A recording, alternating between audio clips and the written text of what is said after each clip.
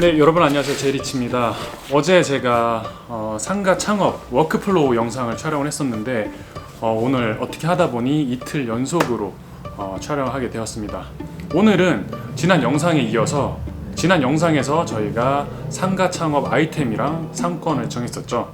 마지막 단계, 세 번째, 오늘은 상가를 구하는 방법, 마지막 단계를 알아보도록 하겠습니다. 아직까지 창업 아이템이랑 상권을 정하지 않으셨다면 잠시 영상을 멈춰두고 좀 고민을 해보신 후에 영상을 시청하시면 더 도움이 될 것 같습니다.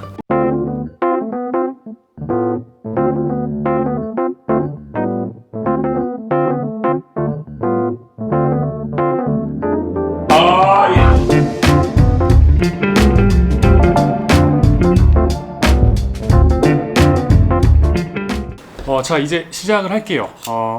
창업 아이템 그리고 상권을 정하는 일은 지난 영상에서 다뤘다시피 여러분들 마음대로 희망하시는 대로 선택을 하셔도 되는데요. 마지막 단계 상가를 구하는 일은 여러분들이 마음대로 정하셨다고 하더라도 그렇게 되지 않을 가능성이 상당히 높습니다. 이유는 제가 영상 마지막에 설명을 드릴 텐데 그 부분은 필요한 분만 체크해서 보셔도 무방합니다. 몇 번 반복해서 말씀을 드리지만 상가를 구할 때는 좀 전문가분의 도움을 받기를 저는 권장을 드리겠습니다. 근데 전문가분의 도움을 받더라도 여러분들이 미리 고민을 하고 결정해야 될 사항들도 몇 가지가 있는데요. 지금부터 제가 딱 세 가지를 말씀을 드릴게요. 네, 첫 번째는 예산입니다. 그리고 두 번째는 조건, 그리고 마지막 세 번째는 타이밍 인데요. 이 순서대로 지금부터 설명을 드릴게요. 네, 첫 번째 예산. 우리는 한정된 예산으로 최선의 상가 점포를 구해야 되는 상황인데요. 가급적이면 구체적으로 보증금, 그리고 월세, 그리고 추가적으로 인테리어가 필요하다라고 하면 공사 비용까지 어느 정도 예산 계획을 미리 세워두실 필요가 있습니다. 네, 두 번째로 이제 조건을 알아볼 차례인데요. 여러분들이 창업을 하려고 하는 그 상가를 매장 면적은 몇 평으로 하실 것인지, 매장 층수는 어느 곳에 오픈을 할 것인지 이런 사항들을, 조건들을 구체적으로 정하셔야 될 텐데요. 왜냐하면 이게 매장 면적 그리고 층수에 따라서 임대료가 달라질 수 있기 때문입니다. 일반적인 상업지역에 있는 상가 건물의 경우에는 면적이 동일하다는 조건 하에 이렇게 X축을 매장 층수 그리고 Y축을 상가 점포 임대료라고 봤을 때 매장 층수가 1층에서 2층, 3층, 4층 이렇게 고층으로 올라감에 따라서 월 임대료는 이렇게 이렇게 떨어지는 그래프 형태를 나타냅니다. 그리고 참고사항으로 같은 동일한 상권 내에 위치해 있더라도 거리에 따라서 그리고 상가 점포의 위치가 좋고 나쁘냐에 따라서 유동인구가 많고 적냐에 따라서 임대료가 이렇게 달라질 수가 있거든요. 저희 사무실이 위치해 있는 청주 시내 성안길의 경우에도 동일한 상권임에도 불구하고 임대료가 많게는 4배, 5배 이상 차이가 나는 것도 있습니다. 동일한 상권 내에서 이렇게 차이가 날 수 있다는 점은 참고로 아셨으면 좋겠습니다. 네, 이제 마지막 세 번째 타이밍인데요. 제가 제일 중요하기 때문에 마지막에 말씀을 드립니다. 지금까지 말씀드린 모든 사항들이 만족이 됐더라도 여러분들 결국에는 마지막 부동산 거래를 하기 위해서는 타이밍이 굉장히 중요한데요. 부동산 거래는 타이밍이다 라는 말 한번 들어본 적 있으신가요? 현장에서는 번번이 발생하는 일인데 이 타이밍을 한번 잘못 놓치게 되면 거래를 그 영업장이 영업이 잘 안 돼서 시장이 매물로 이렇게 내놓지 않는 이상 최소 1년에서 2년 이상은 기다려야 되는 상황이 발생이 됩니다. 그렇기 때문에 여러분들이 원하는 조건에 맞는 상가를 발견을 하셨을 때는 주저없이 마음의 결단을 내리시는 용기가 필요합니다. 부동산 상가 점포는 각각의 그 점포마다 개별성이 있기 때문에 여러분들 리미티드 에디션 상품 아시죠? 각각 하나밖에 없는 상품들이랑 거의 같은 느낌이에요. 부동산 상가 점포는 한번 계약이 돼서 빠지게 되면 그 이후에 언제 다시 돌아올지 모르기 때문에 적절한 시점에 계약을 할 수 있는 그런 용기 있는 타이밍이 굉장히 중요합니다. 네, 오늘도 이렇게 지난 영상에 이어서 상가를 구하는 방법에 초점을 맞춰서 설명을 드렸는데요. 말씀드린 사항들을 잘 체크를 해서 오픈을 하시길 바라겠고요. 대박 나시길 바라겠습니다. 영상이 조금 도움이 되셨다면 좋아요와 구독 부탁드리고요.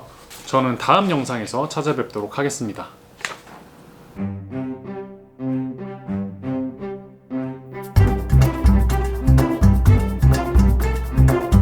네, 아까 영상 초반부에 제가 약속을 드린 대로 이제 상가 구할 때 왜 전문가분의 도움을 받으라고 했는지 그 부분에 대해서 설명을 드릴 거예요. 근데 이 부분은 여러분들이 숙지하셔야 될 내용은 아니고요.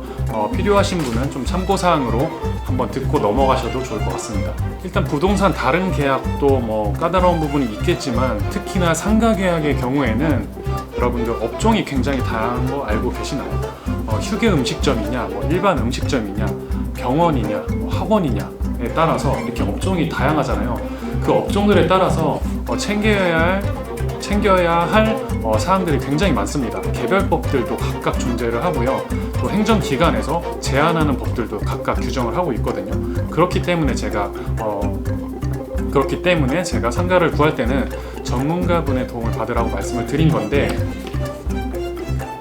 건물과 관련된 그 임대인분의 권리사항도 파악을 해야 될 거고요.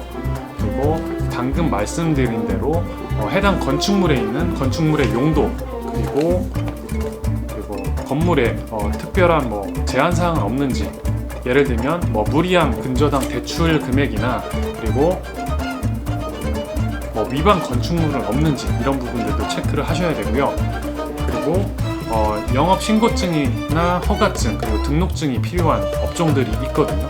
이런 업종들은 문제없이 영업신고증, 허가증, 등록증이 발급이 될 수 있는지 미리 구청에 여쭤봐야 합니다. 근데 여러분들이 아무것도 모르는 상태에서 구청에 전화를 해서 그런 사항들을 여쭤보면 사실 공무원 분들도 굉장히 바쁘시기 때문에 일일이 체크해 주시기는 좀 상당히 힘드실 거예요. 그렇기 때문에 여러분들도 미리 공부를 하시는 시간이 필요하시겠죠. 그리고 또 영업자 지위 승계, 그리고 정화조 청소가 되었는지 여부, 또 정화조 용량은 어떻게 되는지 여부, 이런 사항들, 그리고 또 소방시설을 갖춰야 되는지 그렇지 않아도 되는지, 이런 지금 말씀드린 사항들 외에도 업종에 따라서 다양한 세부적인 개별법들이 존재를 하고 제한 사항들이 존재를 하거든요. 그런 사항들을 일반인분들이 사실 체크하기에는 많은 무리가 따를 거라고 생각이 됩니다.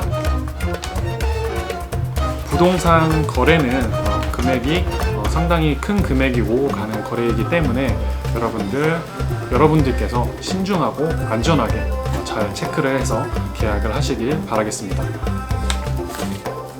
네, 진짜로 이제 영상 촬영을 마쳤고요. 저는 다음 영상에서 또 다른 좋은 컨텐츠로 찾아뵙도록 하겠습니다. 감사합니다.